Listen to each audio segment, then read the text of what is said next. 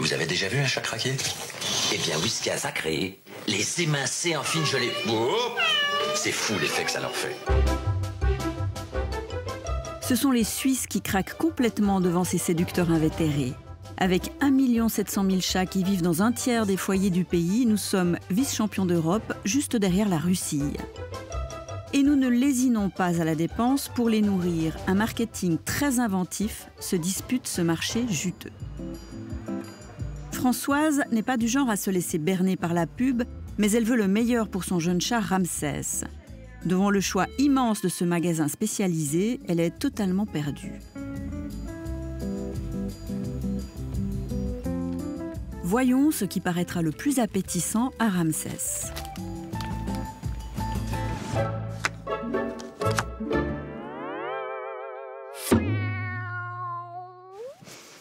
Hey, salut chouchou. Ça s'est bien passé? Oui, très bien. Il a été sage? Oui, très sage. Salut Crapule. Salut Crapule.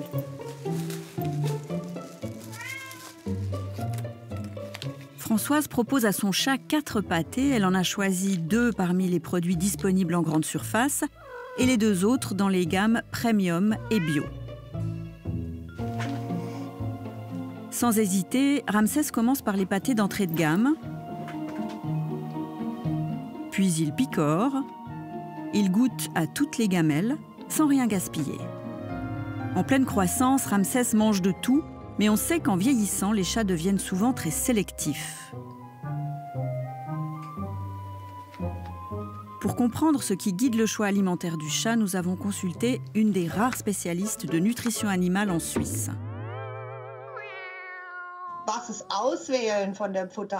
Pour ce qui est du choix de l'alimentation, il faut savoir que le chat s'habitue dès son plus jeune âge à un certain type de nourriture, humide ou sèche.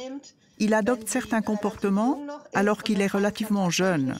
Par exemple, si vous lui donnez exclusivement de la pâtée, ce sera très difficile de l'habituer à des croquettes plus tard.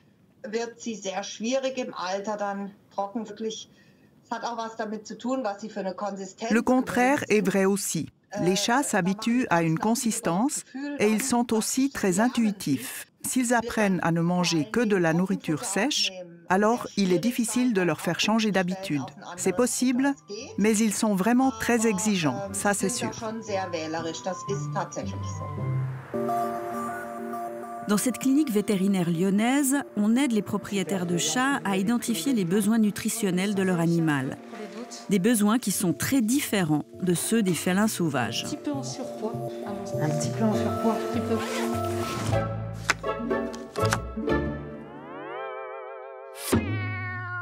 Un félin dans la nature, son but, c'est de survivre jusqu'à la reproduction. Et vraiment, c'est survivre un petit peu tant bien que mal. Le but du chat de compagnie, c'est de vivre et pas de survivre en meilleure santé possible et aussi avec des éléments que nous on aime bien, c'est-à-dire un beau poil, avoir une belle forme, être quand même plutôt bien musclé. Donc là, on veut une alimentation qu'on va dire optimale. Le chat est un individu qu'on décrit comme étant un carnivore strict. Alors attention, carnivore strict, ça ne veut pas dire qu'il ne mange que de la viande. Ça veut dire qu'il a besoin de trouver dans son alimentation des molécules que uniquement en fait, une alimentation carnée, une alimentation à base d'autres animaux peut lui fournir. Si on prend l'exemple de la vitamine A, lui ne peut pas transformer du bêta-carotène qu'on va trouver dans des carottes en rétinol qu'on va trouver dans du foie. Donc un chat pourrait manger des carottes? Oui, sans souci. Sans problème, mais par contre, il ne va pas en retirer la vitamine A dont il a besoin. Voilà. Il a besoin de macronutriments, donc de protéines, de matières grasses, un petit peu de fibres et de tout un tas de minéraux. Par exemple, il a des besoins en calcium qui sont bien supérieurs à ceux d'un individu humain. Et il a besoin aussi de plein de petites vitamines en plus, et ça c'est la grosse particularité du chat. Une alimentation optimale et complète, c'est ce que promettent les marques d'aliments pour animaux, que ce soit des croquettes ou des aliments humides. Dans Un bon entendeur en 2007, vous vous en souvenez peut-être, les vétérinaires conseillaient une alimentation exclusivement composée de croquettes. Mais aujourd'hui, les recommandations ont radicalement changé. Tessie Arpels a suivi cette évolution des recommandations nutritionnelles. Elle tient beaucoup à nourrir le mieux possible les 5 chats avec qui elle cohabite. Des chats abandonnés pour la plupart.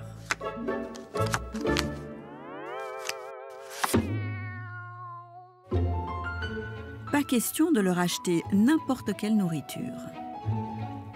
Comme disait Hippocrate, l'alimentation est le premier des remèdes. C'est vrai pour les humains, et je ne vois pas pourquoi ce ne serait pas vrai aussi pour les animaux. Alors moi, je leur donne de la pâtée, 80% pâtée, 20% croquettes. Je donne de la bonne qualité, mais peu. Et je reconnais que les 5 miens et tous les chats que j'ai eus chez moi n'ont jamais eu de problème de digestion, n'ont jamais eu de problème rénaux ou pancréas, etc. Et je crois que c'est grâce à l'alimentation qu'ils ont reçue. Mais comment être certain de choisir un aliment de qualité? Le prix est-il un bon critère? Aucune entreprise de pet food n'est une société de philanthropie. Donc quand on achète quelque chose qui ne coûte pas cher, on en a pour son argent. Par contre, quand on achète quelque chose qui coûte très cher, c'est est-ce que je paye le marketing ou est-ce que je paye vraiment la qualité? On est sur une alimentation qui est complexe à faire. Si on veut créer un aliment complet, à un moment, il faut qu'on ait aussi un minimum de transformation, un minimum d'additifs. Donc il doit être vérifié. Tout ça, ça a un coût. Et la qualité, dans ce cas, se traduit avant tout par la proportion de protéines d'origine animale dans le produit. Aussi étonnant que cela puisse paraître, certaines croquettes contiennent plus de céréales et de protéines végétales que de protéines animales. Je regarde toujours le taux de protéines animales et quelle protéine animale. J'ai acheté l'autre jour sur Internet des croquettes qui n'avaient absolument aucun composant indiqué sur le paquet. Rien. Je les ai renvoyés. Si je ne trouve pas les composants, ou si les composants ne me plaisent pas, je n'achète pas. Bonjour Madame Becker. Bonjour. Bienvenue, je vous laisse entrer. Merci. On peut évidemment se débrouiller avec les étiquettes des aliments, mais on peut aussi se faire conseiller par un professionnel. Ce vétérinaire aborde systématiquement l'alimentation lors d'un premier rendez-vous pour un chaton. Voilà. Alors vous avez pris un nouveau petit bébé. Voilà, c'est ça. Magnifique, magnifique. Donc il est né fin juin. Fin juin. Voilà. Et puis il est arrivé quand chez vous? Il avait 3 mois. D'accord. Un félin dehors, il mange rien ce qui est sec. D'accord? C'est-à-dire tout ce qu'il mange a une humidité à peu près à 75%. Alors si je veux faire une bonne prévention de santé pour mon animal, on est revenu ces dernières années sur une recommandation pour les félins de dire donnez 80% d'humide et 20% croquettes. Si je lui mets un tas de croquettes, j'ai tout faux? Oui, complètement.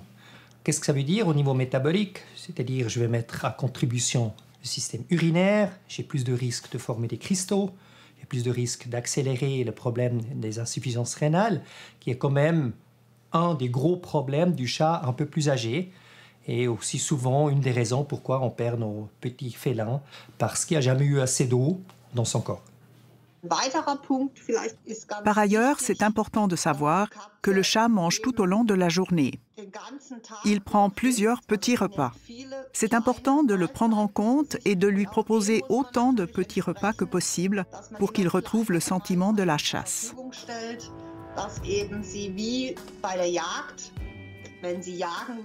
S'il chassait, le chat attraperait 10 à 12 souris par jour pour combler tous ses besoins. Il faut donc veiller à ce qu'il retrouve ce comportement typique qui consiste à manger très régulièrement une petite portion.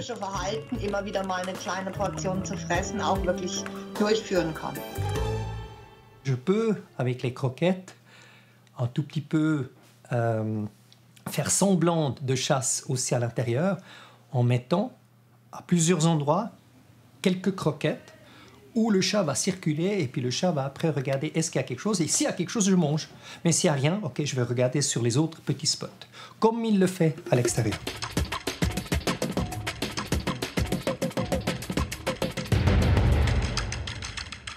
Dans la nature, là, je reviens au gros félin.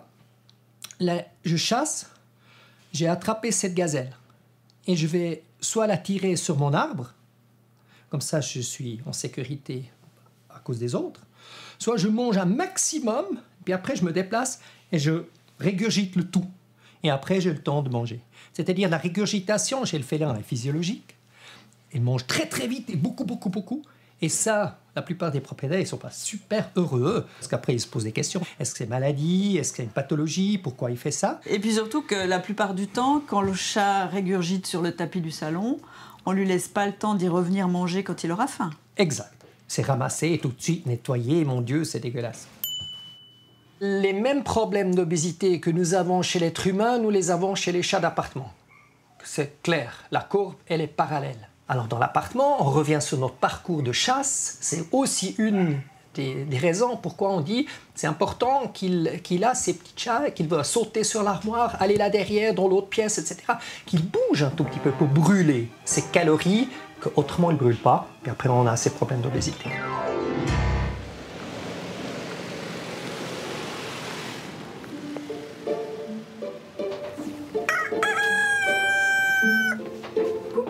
Dans ce refuge genevois, on recueille et on soigne les chats abandonnés pour les proposer ensuite à l'adoption. Vous cherchez un chat pour quelles conditions? Une maison, un appartement? Vous avez déjà un chat? Alors, j'ai pas de chat, mais j'ai un appartement au 3e étage. L'alimentation des quelques 70 pensionnaires du refuge provient de dons divers. Mot d'ordre de la directrice, le plaisir avant tout.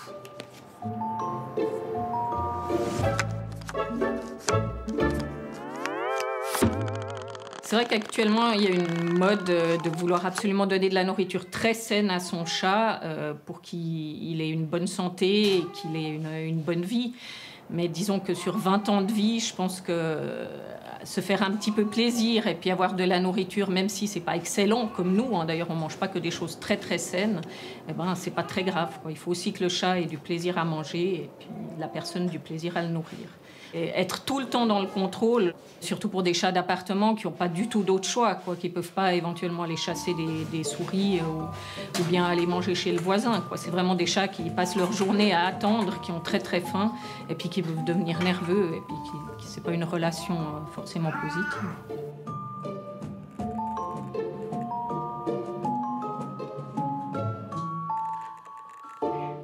1,7 million de chats en Suisse, évidemment, c'est un marché qui fait saliver les géants de l'agroalimentaire. Bonsoir Lison Méric. Bonsoir Linda. On l'a vu dans votre reportage, il y a des dizaines de marques de nourriture pour chats, mais en réalité, très peu d'entreprises derrière. En effet, cet immense choix de marques cache 3 géants principalement. Nestlé, le Suisse, avec Purina, et puis 2 Américains, Mars Petcare et Colgate-Palmolive. Les mêmes que ceux qui font nos aliments à nous, en fait. Absolument. D'ailleurs, il y a aussi les marques de la grande distribution. Et puis, beaucoup de toutes petites marques qu'on trouve principalement sur Internet maintenant, dont on ne connaît la plupart du temps pas le fabricant. Ce qui fait que vous avez peut-être envie de changer de marque pour changer de produit, mais ça n'est pas si sûr. C'est vraiment un business stratégique, hein, ce marché aujourd'hui. Combien est-ce qu'il pèse ? Alors, c'est un marché énorme. On estime que chaque propriétaire de chat dépense chaque mois 100 francs pour son animal. Alors, évidemment, ça n'est pas que de la nourriture, mais ça pèse quand même beaucoup. Nestlé, par exemple, un des poids lourds du marché, annonce qu'un huitième de son chiffre d'affaires provient de la nourriture pour animaux. Et en 2017, c'était quand même pratiquement 11,5 milliards de francs. Et c'est un marché en constante augmentation. Pourquoi ? Eh bien parce que nous avons de plus en plus d'animaux de compagnie, que nous dépensons de plus en plus pour chacun d'eux. La mode est aux produits premium qui coûtent de plus en plus cher. Un marché globalisé, concentré. Ces aliments qu'on trouve dans nos magasins, d'où est-ce qu'ils viennent ? Alors, pour ce qui est de la viande, elle vient vraiment du monde entier. Tous les pays y participent, y compris d'ailleurs la Nouvelle-Zélande et l'Australie, donc les plus éloignés. Difficile de savoir véritablement où a été produite la pâtée que vous venez d'acheter parce que les lieux de production sont répartis un peu dans tous les pays. Nestlé, par exemple, annonce 8 pays européens dont la Russie. On trouve d'ailleurs de plus en plus de pays d'Europe de l'Est pour la production de pet food, comme on dit, parce que les coûts de production ils sont particulièrement bas. Un marché très opaque donc. Merci Lison, on vous retrouve dans quelques minutes pour poursuivre la discussion. Mais d'abord, on va regarder d'un peu plus près les étiquettes de ces aliments. Sur le devant, on vante les meilleurs ingrédients ou encore la sélection du boucher. Dans les films, on nous montre même des chats qui mangent du persil. Bref, du marketing. Sur les étiquettes de derrière, en revanche, pas grand-chose. Les indications sur la composition sont lacunaires. Le marketing agressif des aliments pour chats suit deux grandes tendances. La nature, d'une part, avec la référence constante aux grands félins sauvages, et à l'inverse, les codes de la santé humaine, avec des produits sans gluten, naturels, biologiques ou même pauvres en gras. En consommatrice avertie, Tessie ne s'arrête pas à ces slogans. Elle préfère décrypter soigneusement les étiquettes. Il faut un minimum de connaissances, mais vraiment un minimum, et surtout savoir lire les étiquettes et favoriser les aliments qui ont le moins de glucides possible, c'est-à-dire le moins de céréales. Et toi, mon grand? Les fabricants ne sont en effet pas tenus d'indiquer la teneur en glucides de leurs produits. Des glucides qui ne sont pas nécessaires à l'alimentation du chat, mais plutôt à la fabrication de l'aliment. C'est une sorte de colle qui rend les croquettes et les pâtés moelleuses et plus appétissantes. Il faut faire le calcul soi-même. Il faut partir du chiffre 100, puis déduire les pourcentages indiqués et en arriver au pourcentage de glucides. Mais moi, il m'est arrivé de demander aux fabricants, à Nestlé en l'occurrence, de me spécifier le taux de glucides dans la pâtée. Ils ont refusé de me répondre. Quant aux protéines animales présentes dans ces produits, même si les emballages nous montrent des morceaux de viande bien juteuses, il faut imaginer tout autre chose. Dans la plupart des aliments qu'on va dire commerciaux, en fait, on utilise ce qu'on appelle des coproduits. C'est-à-dire que l'homme est un grand gaspilleur. Typiquement, aujourd'hui, dans une vache, on mange la viande, les beaux morceaux de viande, mais il y a plein d'éléments qu'on ne mange pas. Même chose dans le poulet. Mais pourtant, ce n'est pas pour ça qu'ils n'ont pas de valeur nutritive. Et donc, le pet food prend ces éléments et en fait des protéines transformées, en fait des farines. On peut avoir de très bonne qualité de farine. Et d'un point de vue environnemental, on n'a tué aucun animal et élevé aucun animal pour ça. Alors là déjà, pourquoi est-ce que vous avez choisi ces... Allons-y pour les coproduits. Mais quelles sont les différentes qualités de farines animales? La grande différence entre une bonne farine animale et une mauvaise farine animale, ça va être la concentration en fait en os qu'elles contiennent. Pourquoi? Parce que les os, ça apporte une protéine, notamment qu'on appelle le collagène, qui est une protéine qui, d'un point de vue nutritionnel, a très peu de qualité.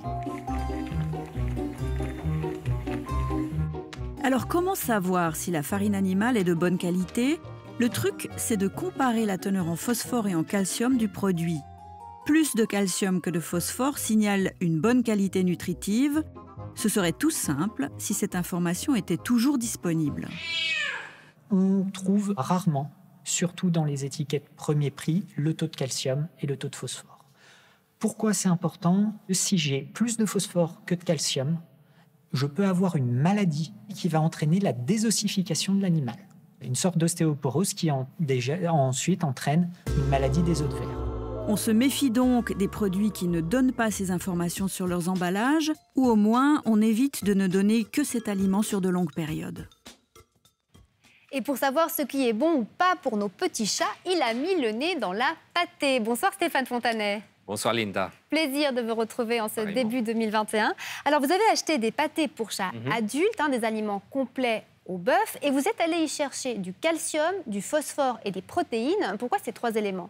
Alors, il faut d'abord dire que dans la nutrition pour chat, il y a plein d'éléments qu'on pourrait analyser. On s'est concentré sur ces trois-là parce que trop de phosphore peut favoriser une maladie des reins, pas assez de calcium, une décalcification osseuse. Et puis, pour les protéines, les chats aiment les protéines. On a voulu vérifier si les quantités indiquées sur l'emballage correspondaient à celles qu'on a trouvées. Résultat, pas très rassurant. Seuls 5 produits sur 16 sont jugés bons.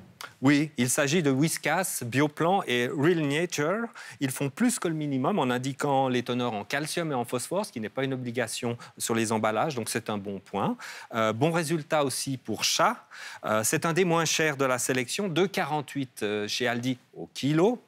Et puis Royal Canin, par contre, le plus cher au kilo, 20,59 francs chez Maxiso. Ensuite, on a 2 produits avec une réserve mineure.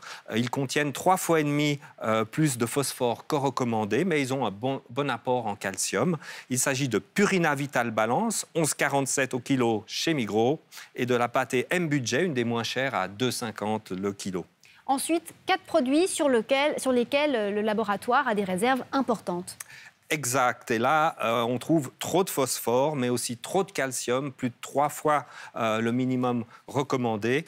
On trouve ici Purina Gourmet, 11,54 chez Lidl, Purina Félix, 6,54 au kilo chez Denner, le prix garanti de la COP à 2,50, un des moins chers, et Lily's Kitchen, un des plus chers, 19,41 au kilo chez Cats and Dogs. Ouais, là, cet excès de calcium, il est susceptible d'entraver la digestibilité de certains nutriments quand même. Tout à fait, oui, c'est bien ça. Ouais. Ensuite, on trouve 3 produits dans lesquels les proportions de phosphore et de calcium ne respectent pas les recommandations en vigueur. C'est un peu technique, mais ce genre de déséquilibre, ça peut poser problème pour la densité osseuse des chats. Exact. Et là, on trouve Sheba, 13,17 francs au kilo à la Migros, Purina Beyond, 14,56 qu'on a acheté à la COP. Et puis le dernier, c'est Selina, qui vaut 6,50 francs au kilo à la Migros. Ensuite, et enfin, il faut préciser qu'on a 2 produits qui sont déclassés, car le pourcentage de protéines déclarées sur l'emballage ne correspondait pas à ce qu'on y a trouvé. C'est le cas pour Koshida, un des moins chers chez Lidl, 2,50 francs le kilo, avec au 100 grammes, 11 grammes annoncés de protéines et 8 mesurés. Et puis, c'est la même chose pour qualité et prix. Un des plus chers, 19,41 à la COP, 8,1 grammes de protéines annoncées, 5,1 trouvées. Ouais, donc ils sont carrément non conformes, alors même que la teneur en bœuf est déjà basse de manière générale. Oui, tout à fait. Alors, il faut aussi savoir que les étiquettes de nutriments pour chats font dans la subtilité. Si c'est écrit bœuf sur la boîte, ça veut dire qu'on a au moins 26% de, appelons ça bœuf. Et si c'est écrit au bœuf, il y en aura au maximum 4%. Oui, donc au bœuf, mais pas trop quand même. 4%, c'est vraiment pas grand-chose. La rédaction a contacté les fabricants de ces produits. Comment réagissent-ils? Alors, du côté de Nestlé, on nous indique avoir des teneurs en phosphore inférieures à celles que nous avons trouvées. Chez Mars, on se dit surpris par nos teneurs en calcium. Et puis pour Lidl, la faible teneur en protéines serait due à un taux d'humidité trop grand du produit. Merci beaucoup Stéphane, à très bientôt et évidemment vous retrouverez le détail de ces résultats sur notre site abe.ch. Lison, on vous retrouve. Alors on a ausculté des teneurs en phosphore, en calcium, mais en termes d'ingrédients, qu'est-ce qu'il y a dans ces boîtes pour chats? Alors évidemment, on va trouver de la viande, ces fameux coproduits, des morceaux de viande qu'on n'utilise pas pour l'alimentation humaine, des carcasses, des abats. Mais on va aussi trouver beaucoup de déchets de céréales, c'est-à-dire des glucides. Certaines croquettes en contiennent jusqu'à 50% et vous n'allez pas trouver cette indication sur les étiquettes du produit. Alors ça, c'est quand même frappant. Ça veut dire qu'on ne nous dit pas ce qu'on donne à manger à nos animaux. Oui, c'est la législation qui est faite comme ça. On n'exige pas la mention de certains produits sur les étiquettes, même d'ailleurs si c'est l'ingrédient principal du produit. Mais autant de glucides pour le chat, est-ce que c'est bon ou est-ce que c'est mauvais? Ça, on ne sait pas vraiment. On manque d'études pour affirmer que c'est mauvais pour la santé du chat de manger des glucides. Les vétérinaires nous disent seulement que les glucides ne sont pas utiles au métabolisme du chat. Ce qui est sûr, en tout cas, c'est que les glucides, ça coûte moins cher que la viande. Merci beaucoup Lison et très belle soirée à vous. La tendance du moment, cuisiner soi-même les petits plats de Mistigris. De l'amour, de la patience et puis la satisfaction de maîtriser ce qu'on met dans la gamelle. L'intention est bonne, le résultat pas forcément. Vous allez voir que le fait maison pour les Minets, c'est délicat.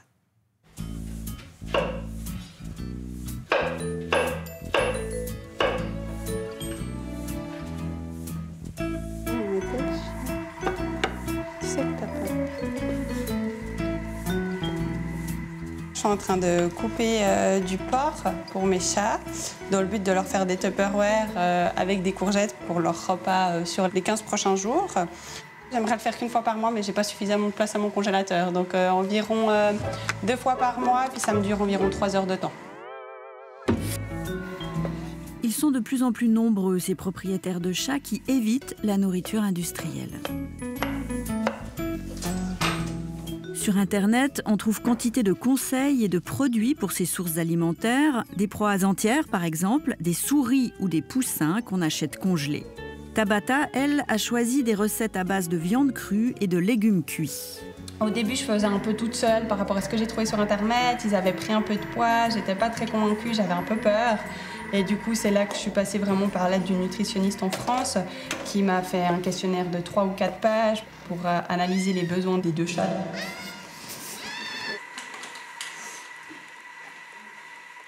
Dans les recettes que m'a fournies la nutritionniste, comme je fais de la ration ménagère, il manque les os. Donc j'utilise un complément sous forme de poudre et une petite cuillère d'huile de colza pour qu'ils aient des omégas. Mais ils ont de temps en temps quand même une aile de poulet à ronger pour leurs dents et leurs tartes, ça c'est bien. Et ils se transforment un peu en chats sauvages quand je leur donne des ailes de poulet. Enfin, ils partent, ils la prennent et puis ils vont ailleurs, dans un endroit tout tranquille. C'est vraiment leur proie quelque part. Reste à savoir si ce type de nourriture maison est vraiment plus saine pour le chat que l'alimentation industrielle. C'est juste pas si simple que ça, parce que nous, on sait très bien faire à manger pour nous. Par contre, là, attention, c'est plus pour nous, c'est pour un chat, et qui a ses besoins particuliers. Donc, il faut que ce soit accompagné, mais vraiment, la première question, c'est est-ce que je suis prêt moi-même à le faire et à le faire bien avec la rigueur suffisante. Aujourd'hui, notre gros problème quand on fait des rations ménagères, c'est que nos clients, les propriétaires, modifient nos prescriptions de rations. Si on modifie les quantités, si quelquefois on change un aliment à un autre, on peut complètement déséquilibrer la ration. Donc voilà, ça demande beaucoup de rigueur. En tout cas, si on n'est pas prêt à faire cet investissement, il vaut mieux rester sur une ration industrielle, c'est beaucoup plus sécurisant. On m'a dit ah, c'est bien, mais c'est quand même un peu dangereux si c'est mal fait. Et ça, j'en suis tout à fait consciente, c'est pour ça que j'ai cherché l'aide d'une nutritionniste. Ils n'ont jamais été malades par rapport à ça, mais je fais vraiment très attention à la chaîne du froid. Juste avant, j'ai fait les Tupperware et puis je vais, dans les 20 minutes, je vais vite les mettre au congélateur ou au frigo. Cette question sanitaire est vraiment à prendre au sérieux, autant pour les chats que pour les humains qui les entourent. On a des chats qui tombent malades à cause d'une alimentation crue. Par exemple, des blancs de poulet. Ça paraît anodin. Environ 70% sont contaminés par une bactérie qu'on appelle Campylobacter. C'est d'ailleurs pour ça que on ne veut jamais manger du blanc de poulet cru. Il faut toujours le cuire. Et d'un point de vue environnemental, est-ce que c'est une bonne idée de servir à son chat de la viande destinée à la consommation humaine ? Pour le savoir, nous avons consulté un spécialiste des bilans CO2. D'après nos calculs, je doute que vous arrivez à avoir moins d'impact avec une préparation à la maison qu'avec un produit que vous allez acheter au supermarché pour plusieurs raisons. La raison principale, c'est qu'en général, les entreprises qui fabriquent des aliments pour chats utilisent des coproduits, par exemple des abattoirs, qui ne seraient de toute façon pas vendus pour l'alimentation humaine et qui, par définition, ont moins d'impact que la nourriture pour l'alimentation humaine. Donc si vous allez acheter de la viande qui est prévue pour l'alimentation humaine, là, vous faites exploser votre impact. Voilà, vous êtes informés, à vous de choisir. Il devait revenir en Suisse le 8 avril, il a pu rentrer le 8 juin. Coincé à Casablanca par des annulations de vol, un téléspectateur a dû payer 2 billets d'avion dans le vide. Depuis, il tente désespérément de se faire rembourser. Ventura Samara. Pour Ahmed Guirouri, son dernier voyage a tout d'un raté.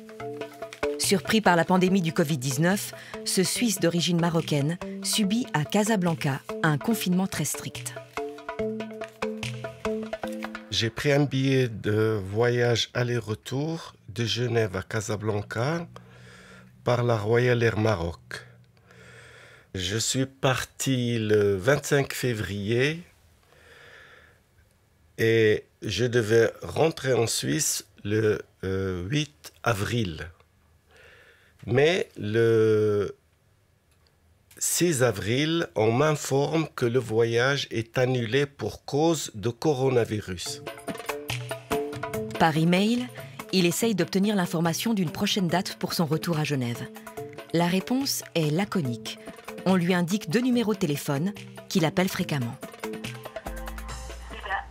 Dans le cadre de notre démarche qualité, nous vous informons que cet appel est susceptible d'être enregistré.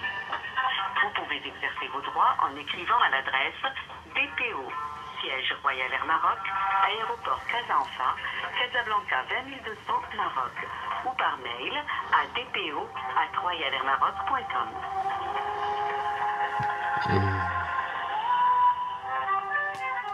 Personne ne répond à l'autre bout. De nouveau, on tombe dans des réponses préenregistrées, répondeurs automatiques, et puis on finit par désespérer. Dans le courant du mois de mai, il reçoit l'information suivante. Le 1er juin, un avion de la Royal Air Maroc serait enfin disponible pour son retour en Suisse. J'ai essayé de faire valider mon billet électronique, mais c'était impossible. Refus total de la machine électronique. Et en même temps, il y avait des propositions d'acheter un autre billet pour ce même vol du 1er juin. Et ce qui est ajouté à la pression, c'est qu'en fait, on nous dit il ne reste que 3, 4, 5 places, dépêchez-vous, etc. Pour en finir, il se résout à payer 295 francs pour retrouver sa famille en Suisse. C'est un aller simple qui a presque le même prix que son premier billet aller-retour. Mais la chance n'est pas de son côté. 2 jours avant, on m'informe de nouveau que le vol est annulé pour cause du corona. Ce qui fait que je me trouve avec 2 billets, retour Casablanca-Genève, et qui n'ont pas été validés. Après 3 mois de confinement à Casablanca, en désespoir de cause, Ahmed Guerrouri achète encore un 3e billet d'avion. Mais cette fois-ci, chez une autre compagnie. Ce vol a pu être affrété grâce au département fédéral des affaires étrangères pour rapatrier les ressortissants suisses bloqués à l'étranger. Le 8 juin, il est enfin de retour chez lui. Il essaye à nouveau de prendre contact avec Royal Air Maroc pour se faire rembourser les 2 billets de retour qu'il a payés pour rien. Combien de fois vous avez essayé de les appeler? Oh bah, je sais plus le compte, là. Des fois, je désespère et je dis, ah bon, je laisse tomber des fois. Puis des fois, je dis, c'est pas juste. Alors, ouais. Ahmed Guerrouri fait alors appel à une assistance juridique. Pour obtenir le remboursement des vols annulés par la compagnie, son avocate émet 2 mises en demeure auprès de Royal Air Maroc. Jusqu'à présent, c'est toujours le silence radio. Vous referez un vol avec cette compagnie? Franchement, non. J'ai perdu la confiance. Surtout que moi, je me considère un bon client de cette compagnie. Ça fait plus de 40 ans que je voyage avec cette compagnie. Et pour moi, ça me reste au travers de la gorge.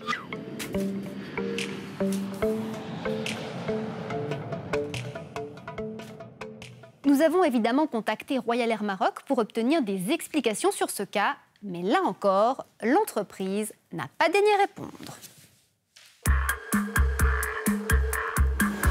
Vous vous souvenez sans doute de Patrick Jaunin. Il y a quelques semaines, ce téléspectateur atteint dans sa santé nous racontait, aux côtés de sa sœur, ses déboires avec la SGED. La société d'édition, active dans la vente à domicile, lui avait en effet vendu des aquarelles bien trop chères pour lui. Alors, est-ce la magie de Noël ou la pression liée à notre intervention?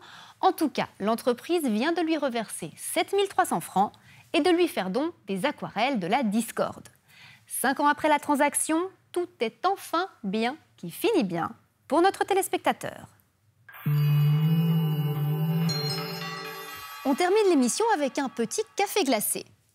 En 2018, les ventes de café latte froid ont atteint, tenez-vous bien, 190 millions de francs en Suisse. 15 produits ont été analysés en laboratoire. Résultat, beaucoup de sucre, beaucoup de graisse et pas beaucoup de café. Maya Cholet avec nos confrères de SRF. Mame, ça veut dire grain en japonais. Plus exactement, grain de café. Le café, c'est la spécialité d'Emi Fugaori. Elle est championne suisse de barista en titre et elle va nous montrer comment préparer le meilleur des cafés latte. Pour un double shot, comptez 19 grammes de grains de café brésilien très précisément. Chaque portion est moulue séparément, puis le café est pressé avec une pression de 6 kg. Une température de 93,5 degrés, 26 secondes à 6,5 bars dans la machine. Et voilà, 2 fois 21 ml d'espresso qui sentent divinement bon. Ajoutez 100 g de glaçons et 120 ml de lait entier bio, puis versez le café dessus. Vous obtenez le parfait cappuccino froid, naturellement sans sucre ajouté. Une recette qu'Emi Fugaori a mis du temps à élaborer. Des semaines, des mois, assez longtemps. Vous avez un secret de fabrication pour cette recette? Pas vraiment, nous n'avons pas de secret. Le vrai secret, c'est d'utiliser des produits équitables, du bon café, du lait, des glaçons. Tout le monde peut y arriver, même à la maison.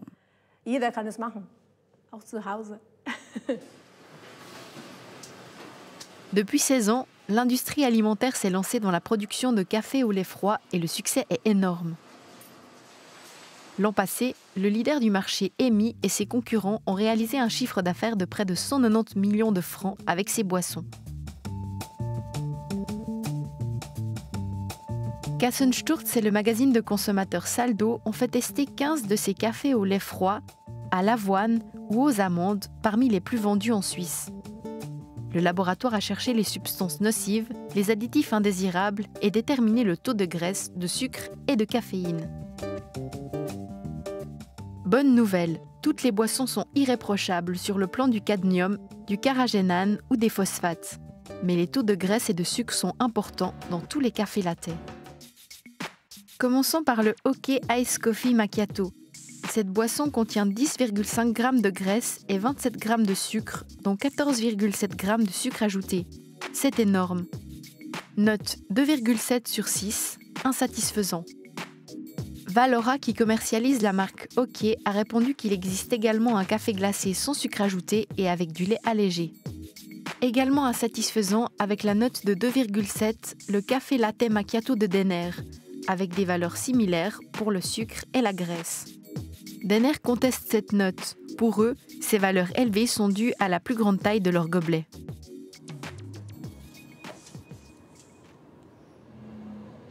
Pour Beatrice Baumer, enseignante à la Haute École en technologie de l'alimentation de Zurich, ces cafés latte sont bien plus que de simples boissons rafraîchissantes. Il faut regarder quelle quantité de sucre provient du lait sous forme de lactose et quelle quantité est ajoutée. Dans ces produits, selon la taille de la portion, on trouve parfois entre 10 à 15 grammes de sucre ajouté, alors que la dose journalière recommandée est d'environ 50 grammes pour les personnes qui ne font pas d'exercice. Ce qui signifie que vous avez déjà consommé un cinquième, voire un quart de la dose journalière de sucre, peut-être sans vous en rendre compte. La boisson au café de Oké est celle qui contient le plus de sucre entre le lactose, le sucre provenant du lait et le sucre ajouté, soit 27 grammes, l'équivalent de 7 morceaux de sucre. La boisson aux amandes d'Emi contient en revanche beaucoup moins de sucre, 9,2 grammes, soit un peu plus de 2 morceaux de sucre.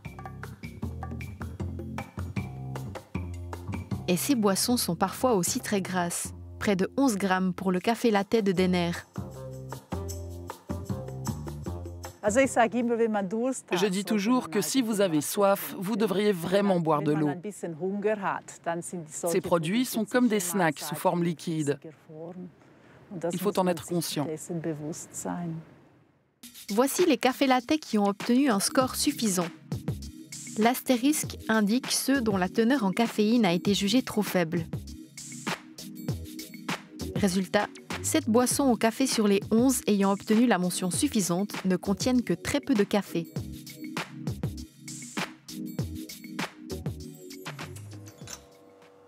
Emi Fugaori ajoute un espresso entier à son latte pour un équilibre parfait entre le goût du lait et celui du café. Les cafés au lait du commerce n'ont parfois de café que le nom ou des teneurs très faibles. À la lecture de la liste des ingrédients, la barista reste un peu perplexe. 53% de café, d'eau et d'extrait de café. Café arabica 17%. Café en grains solubles 1,15%. Café arabica 1%. À la demande de Kassensturz, le laboratoire a mesuré avec précision la teneur en caféine des cafés latte du commerce. Ces 3 produits contiennent très peu de caféine, l'équivalent de la moitié d'un espresso. Il y a mieux pour se donner de l'énergie. Peu de sucre et de graisse, ces cafés latte sont jugés bons. Avec une note de 4,8, la boisson au café à base de lait d'amande Alpro contient 2,6 g de graisse et 9,9 g de sucre ajouté, soit 2 morceaux de sucre. Le gagnant du test, avec une note de 5,3, est le macchiato aux amandes d'Emi, qui ne contient que 3 g de matière grasse et 9,2 g de sucre ajouté. Les boissons végétaliennes seraient-elles donc plus saines ? Ces cafés latte contiennent moins de protéines, moins d'énergie et un peu moins de sucre. Cela signifie qu'ils sont peut-être moins des aliments, comme certains des autres cafés latte. Ils correspondent plus à des boissons non alcoolisées. Des boissons plutôt destinées à ceux qui n'ont pas peur des calories supplémentaires qu'aux amateurs de vrai café.